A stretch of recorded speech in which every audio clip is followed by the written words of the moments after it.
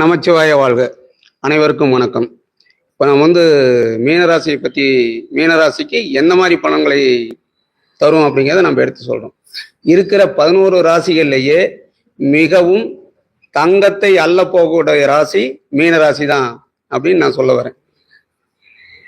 என்னடா ஜோதிடர் பொய் சொல்கிறாரா அப்படின்னு உங்களுக்கு கேள்வி எழலாம். ஆனால் அதுக்கு சரியான காரணங்கள் மூலம், மற்ற ஜோதிடர்கள் மூலமே அதை நான் சொல்ல விருப்பப்படுறேன். முதல் நிலை அப்படின்னு எடுத்தீங்கன்னா, இப்போ ராகு கேது பயிற்சியாக இருக்கு. ராகு கேதுனுடைய தன்மை ஃபர்ஸ்ட் நாம என்ன அப்படின்னு பார்த்தீங்கன்னா, 2 வகையில். ஒன்று, ராகு போல் கொடுப்பார் இல்லை, கேது போல் கெடுப்பார் இல்லை அப்படின்னு நிறைய சொல்றாங்க. இதுக்கு அர்த்தம், சரியான அர்த்தம் என்ன அப்படின்னு பார்த்தீங்கன்னா, கேது பகவான் அப்படின்னு எடுத்துக்கிட்டோம்னா ரொம்ப சிரமப்படுத்தி நம்மளை ஞானத்தை வர வைப்பார். விஷயம் ஒண்ணுதான், ரொம்ப அதாவது இருக்கிறதெல்லாம் எடுத்துக்கிட்டு ஞானத்தை வரவழைப்பார். இதே ராகு பகவான் அதுக்கு ஆப்போசிட், நிறைய கொடுத்து ஞானத்தை வரவழைப்பார். ஆக இது ரெண்டுமே ஞானத்தை கொடுக்கக்கூடிய கிரகங்கள் தான். ஆனா ஒண்ணு நிறைய கொடுத்து அந்த ஞானத்தை கொடுக்குது, கேது பகவான் இருக்கிறத எடுத்துட்டு கொடுக்குது. இது ரெண்டாவது, மீனராசிக்கு 12/6 வருதுங்க. பொதுவாகவே 12/6 இருக்கக்கூடிய ராகு கேது பகவான் அள்ளி கொடுக்கும் அப்படிங்கிறது ஜோதிடர்கள் நிறைய எல்லாத்துக்குமே தெரியும், பெரும்பாலும் எல்லாத்துக்குமே தெரிஞ்ச விஷயம். இது ஒரு விஷயம். அடுத்தது குரு பகவான். குரு பகவான் ராசிக்கு 4ஆம் இடத்தில் இருக்கிறாரு. ராசிக்கு 4ஆம் இடத்தில் இருக்கக்கூடிய கிரகம், அதாவது குரு எப்பொழுதுமே இருக்கிற இடத்தில் சற்று கெடுதலையும் பார்க்கக்கூடிய இடத்துக்கு மிகுந்த நன்மையும் செய்யக்கூடிய கிரகம். அப்ப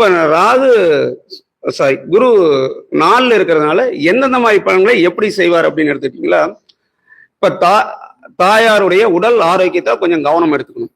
ரெண்டாவது, இந்த ஒரு 1ஆவதுல இருந்து ஒரு 7, 8ஆவதுக்குள்ள படிக்கக்கூடிய குழந்தைங்க, அவங்கள கல்வியில கொஞ்சம் முன்னேற்றம், கொஞ்சம் கவனம் எடுத்து பார்த்துக்கணும். மூன்றாவது, இடம் ஏதாவது கையெழுத்து போடக்கூடிய விஷயமா இருந்தா எழுத்துல விரல் வச்சே படிச்சு பார்த்து கையெழுத்து போடணும். ஏன்னா எழுத்து பிழை ஏதாவது ஏற்பட்டு அதன் மூலம் சிக்கல் வருவதற்கு வாய்ப்புகள் இருக்கும்.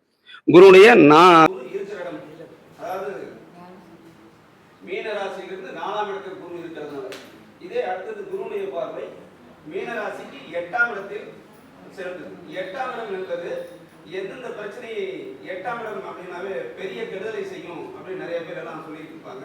அது 8னாவே பயம் அப்படின்னு ஒரு நிறைய சொல்லுவாங்க. ஆனா 8 என்றால் புதையல், அதாவது புதையல் கிடைக்குதுங்க அப்படின்னு உங்களுக்கு சொன்னா, இப்ப யோசிக்கிறது போய் சொல்றாருங்க, இப்பெல்லாம் எந்த புதையல் கிடைக்குதுன்னு சொல்லுவாங்க.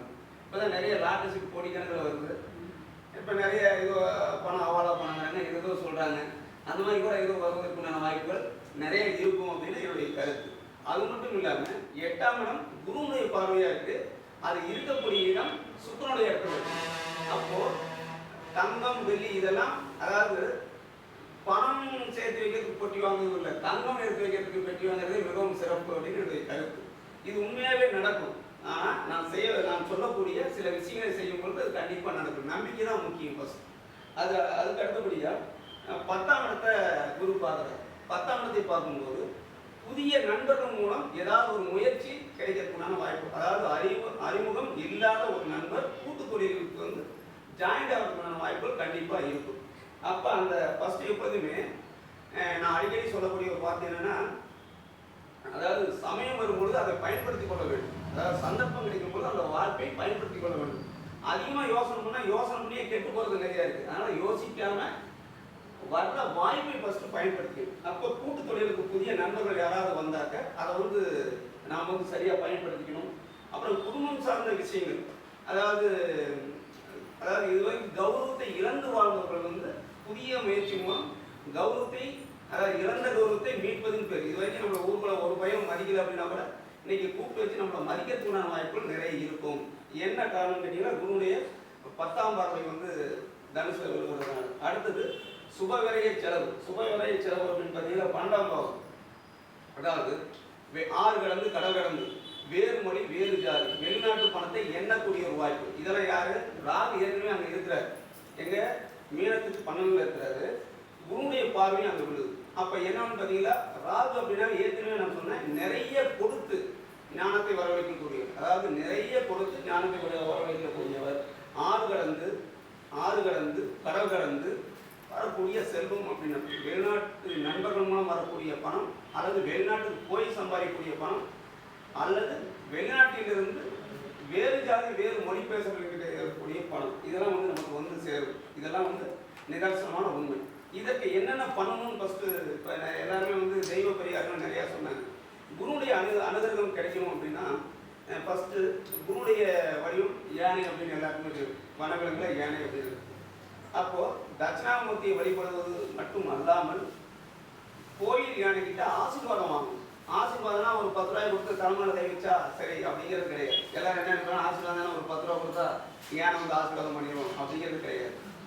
யானைக்கு ஃபஸ்ட்டு நல்ல உணவு, யானை பாகனுக்கும் யானைக்கும், அதாவது ஒரு 5 கிலோ பச்சரிசி அல்லது சர்க்கரை, சரி 5 கிலோ அரிசி, பொங்கலுக்கு தேவையான உணவு எல்லாமே யானைக்கு வாங்கி கொடுக்கணும். ரெண்டாவது, யானைக்கிட்ட ஆசீர்வாதம் வாங்கணும் அப்படின்னா துதிக்கையை வச்சு ஆசீர்வாதம் வாங்குறது அல்ல.